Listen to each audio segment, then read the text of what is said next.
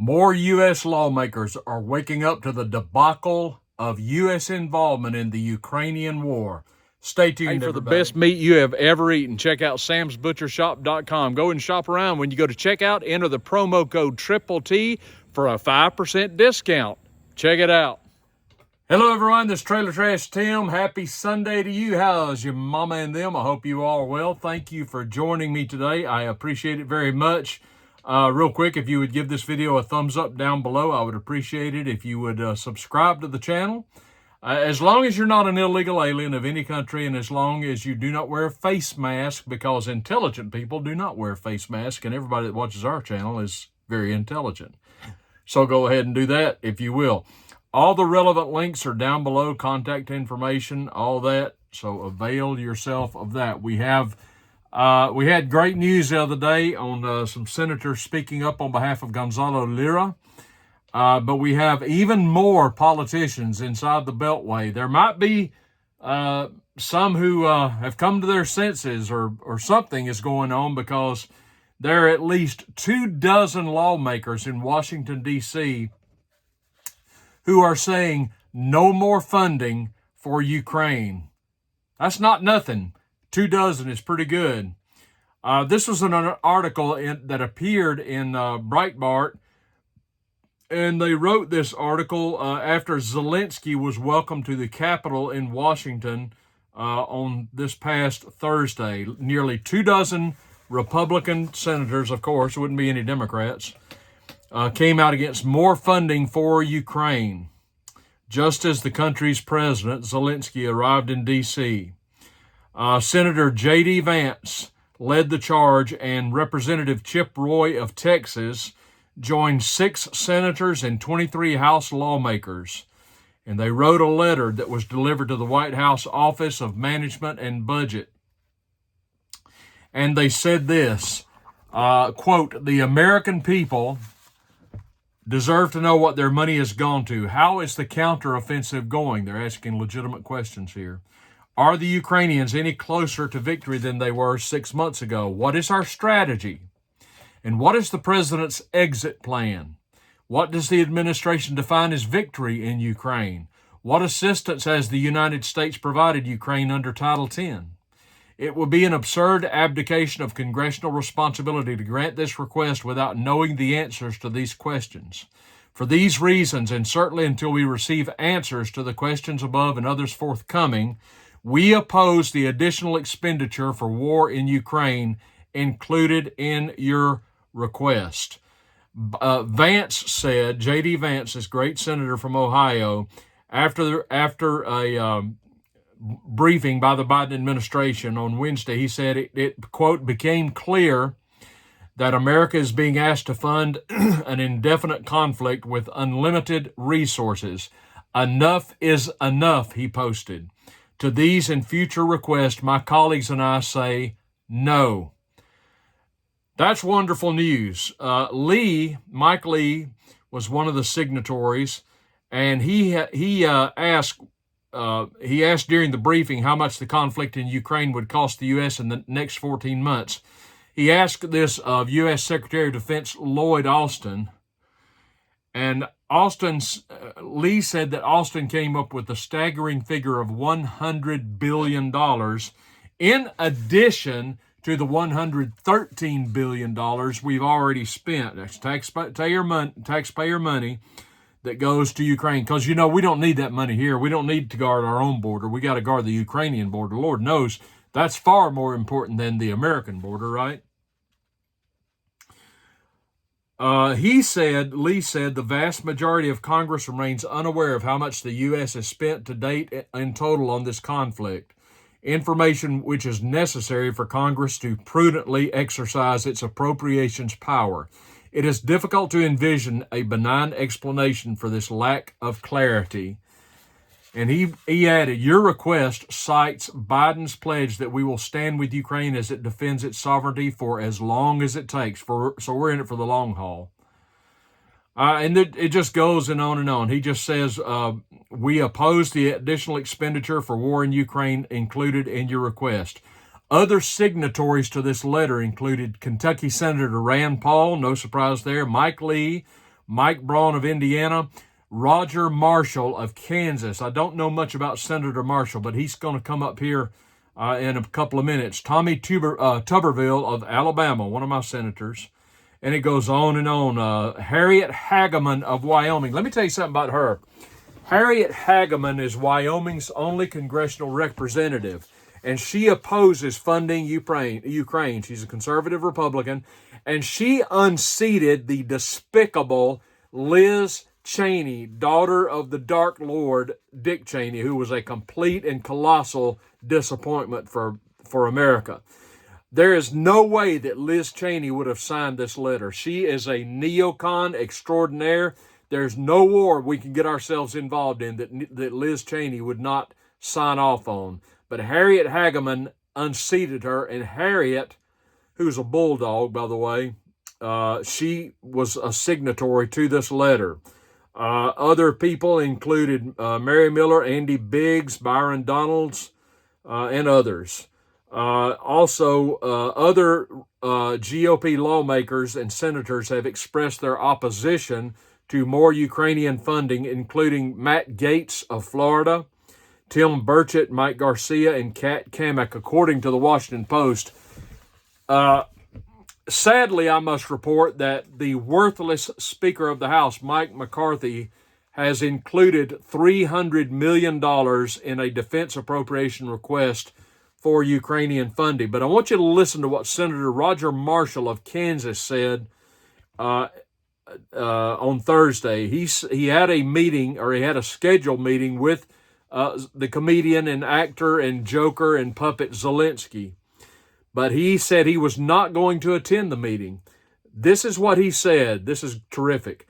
I will, quote, "I will not support another cent going to Ukraine." You go, Senator.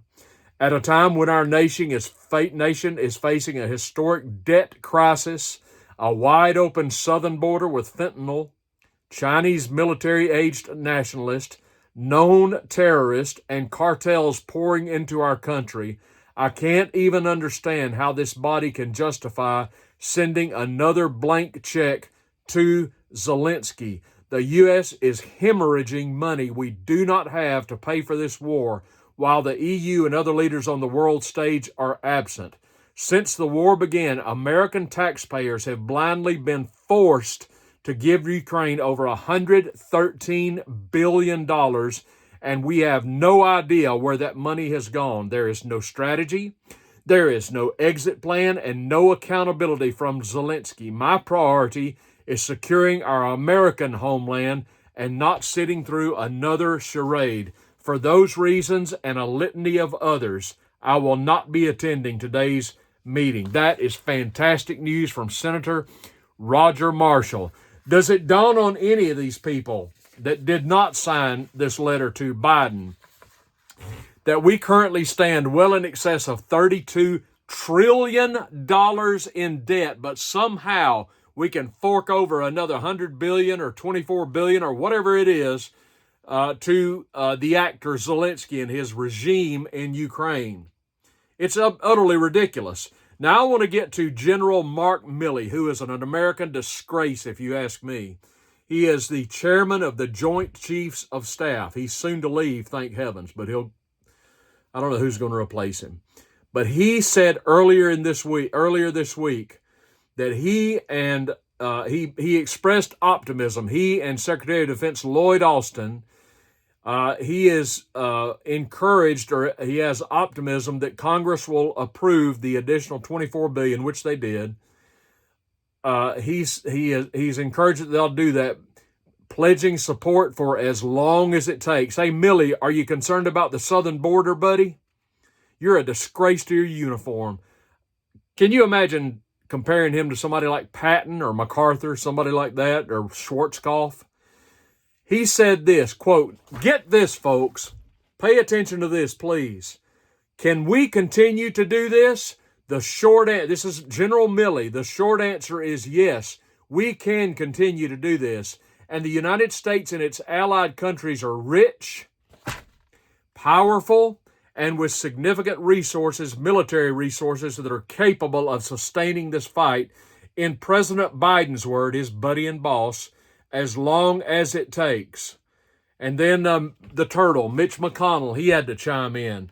I was proud to welcome President Zelensky to the Capitol this morning and hear firsthand about the status of Ukraine's counteroffensive. American support for Ukraine is not charity, it's in our own direct interest, and not least because degrading Russia helps to deter China, he posted. Is it really in our interest? I maintain it is not in our interest, but I'll tell you whose interest it is in. It is in Joe Biden's interest to support Ukraine, and it is in the interest maybe of you, Turtle. It is in the interest of the rich and powerful politicians in this country who have shady dealings in Ukraine. It's in the interest of politicians whose sons sit on the board of Burisma in Ukraine and set up dummy corporations and LLCs so they can launder and hide and funnel money back to the big guy, as Hunter said in his email. You can bet your bottom dollar Joe Biden has every interest in sending money to Ukraine because Joe Biden is hiding his own dealings in Ukraine that enrich him and his bogus family. God, these people drive me out of my mind. McConnell, who is an absolute disgrace. He's got no business being in the Senate. This guy, I call him Mr. Freeze. These people cannot leave. They've got to die in office. They could be 120 years old. You can't get them out of there to save your life. But the turtle, Mitch McConnell, he's in this thing for the long haul. He's proud to welcome Zelensky to but this is what got me. He said, it's in our own direct interest to support Ukraine, and not least because degrading Russia helps to deter China. What an idiot. What a blithering idiot. Let me tell you what would deter China, okay? What would deter China is if the United States and the nation of Russia were allies. That would deter China. And I maintain there is absolutely no reason why we should not be allies. Why are we enemies? Can anybody explain to me why the United States and Russia are not allies instead of enemies? We had a prime opportunity when the old communist Soviet Union fell in 1991. We had the perfect time. The world hit the reset button, and we had the perfect time to extend a hand to the new nation, the non-communist nation of Russia, and say, let's be friends, let's be partners, let's not be hostile toward one another. It was perfect, but we couldn't do it. We just had to keep encroaching more and more and more toward the Russian borders, asking more nations to join Ukraine. Why? Why did we do that? It was ridiculous to do that. Nothing would have neutered China and kept China in check more so than the remaining two superpowers coexisting on separate continents as allies. There was no reason not to do that. Why do we have to be enemies with Russia? Why do we have to make enemies everywhere we go? Why do we have to start wars everywhere we go? Listen, nobody loves his nation more than I do. Nobody is a patriot any more than I am. Nobody's got that market cornered. I love my country. I hate what my government is doing because they're making life a living hell for so many people around the world, and they are further bankrupting us if that's possible. We send hundreds and hundreds of billions of dollars to Ukraine for what? But we cannot guard our southern border. I know I say that all the time, but folks, it's the truth. And the bottom line is this: when you are $32 trillion in debt, where the hell are you getting $113 billion to send to Ukraine? Where's that money coming from? If you got $100 billion to send to Ukraine, could you at least send, 50 to the Rio Grande River? Is that too much to ask? If you can print it for Ukraine, then you can print it for our defense. What about our borders, Joe? Worked up. I'm sorry. Hey, I'm breathing better. I feel better. Thank the Lord. But this is encouraging news, folks. At least 24 lawmakers in Washington are saying no more. We've had enough of this. It's absolute nonsense. Now, I have maintained, and a lot of people share this viewpoint, and I think and I've heard this from people who know a whole lot more about this than I do, from members of the high-ranking military officials, people who are on the ground in that region of the world, in Ukraine and Russia. Gonzalo talked about this as well. General McGregor talks about this. I love that man. I'm going to tell y'all something. I'm going to tell you a dirty little secret. I am endeavoring to do my first interview. I don't know when or if it'll take place, but when it does, I want it to be General McGregor. And I'm reaching out to him to see how we can facilitate that. I would love to talk to General McGregor.